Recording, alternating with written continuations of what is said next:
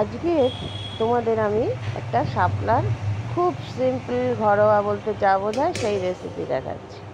প্রথমে শাপলাটা ধুয়ে আমি শুধুমাত্র নুন দিয়ে একটুখানি সেদ্ধ করতে দিয়েছি, জাস্ট হালকা সেদ্ধ। দেখো তাতেই কত জল উঠেছে, আমি কিন্তু এক ফোঁটাও জল ইউজ করিনি, তাতেই একদম দেখো কতটা, দেখো সুন্দরভাবে জল। আমি গরম তো সেই জন্য তুলতে পারছি না, আস্তে আস্তে তুলছি। কিন্তু এইভাবে আর কি ছেঁকে নিতে হবে আস্তে আস্তে করে, তা নাইলে শাপলাটা তো নরম জিনিস না, এটা তো সেদ্ধ করার কিছু থাকে না, কিন্তু এক্সট্রা যে জলটা, শাপলার মধ্যে তো প্রচুর এক্সট্রা জল থাকে, যাতে সেই জলটা আস্তে আস্তে আস্তে আস্তে বেরিয়ে যায়। দেখেছো কড়াইয়ের মধ্যে কতটা জল রয়েছে?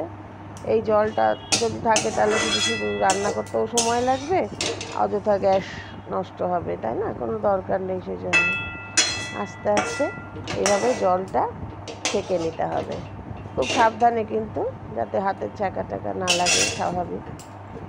এরপরে আস্তে আস্তে আমরা কী করব, এরপরে হচ্ছে কড়াইয়ে তেল গরম করব।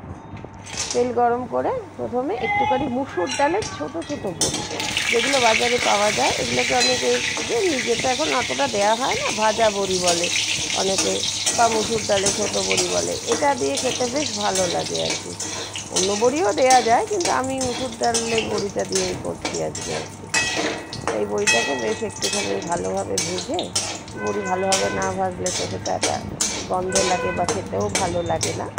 এইভাবে ডালের বড়িটাকে আমরা সুন্দর করে ভেজে নিই। তারপরে কড়াইয়ে দেবো শুকনো লঙ্কা, আর সাথে দেবো একটু কালো জিরে ফোড়ন, ঠিক আছে? তারপরে কী করবো, এই ফোড়নটা আস্তে আস্তে যখন দেখবো যে না একটু ভাজা ভাজা হয়ে গেছে, যে শাপলাটা এরকমভাবে তুলে রেখেছিলাম, সেই জলটাকে ছেঁকে একদম নিংড়ে যেটাকে বলে, নিয়ে তারপরে কড়াইয়ের মধ্যে দিয়ে দেবো। তারপরে আস্তে আস্তে সবটা দেওয়ার পরে এবার এটার মধ্যে আমরা কী দেবো, যেটা নর্মাল আর কি, একটু নাড়া দিয়ে নেবো আগে। একটু নাড়া না দিলে তো লেগে যাবে নিচের থেকে। মোট কথা এটাকে ভাজা ভাজা করতে হবে আর কি, কোনো জল টল না, একদম শুকনো আর কি যেটাকে বলে, আস্তে আস্তে করতে হবে। এবার এর মধ্যে যেটা হয়, প্রাথমিক আমাদের কিছু এমনি কোনো মশলা নেই এর মধ্যে, এটাই সব থেকে এটার ম্যাজিক।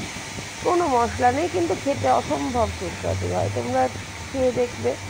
এবার এর মধ্যে আমরা যদি কী দেবো, একটুখানি নুন হলুদ যেগুলো দেয়, সেগুলো নর্মাল যেগুলো, একটা নুন হলুদ ছাড়া তো আর কোনো রান্না হয় না, তো সেটা তো দিতেই হবে।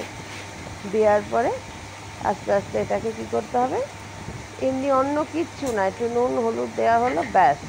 এবার তোমরা আস্তে আস্তে একটু নাড়াচাড়া তো করতেই হবে, নাড়াচাড়া না করলে তো হবে না, তাহলে তো লেগে যাবে। আর এই আমাদের আর দুটো আমি কাঁচা লঙ্কা অবশ্য দিয়েছি, তার কারণ হচ্ছে দুটো শুকনো লঙ্কা দিয়েছি, একটু ঝাল মিষ্টি সবটার পরিমাণ ঠিক হলে তো খেতে ভালো লাগে, নুন।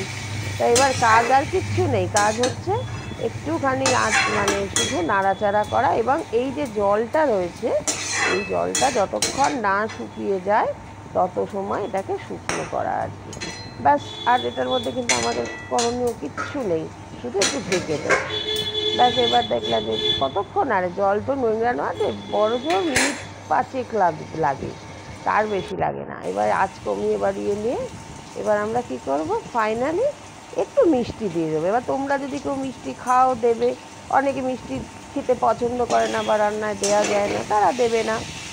এবার দিয়ে শুধু একটু নাড়াচাড়া করে একদম দেখো ড্রাই হয়ে গেছে, এক ফোঁটা জল নেই, গায়ে তেল ছেড়ে এসছে, ফাইনালি এটা কিন্তু রেডি, ঠিক আছে, খাওয়ার জন্য রেডি আমাদের হয়ে গেল।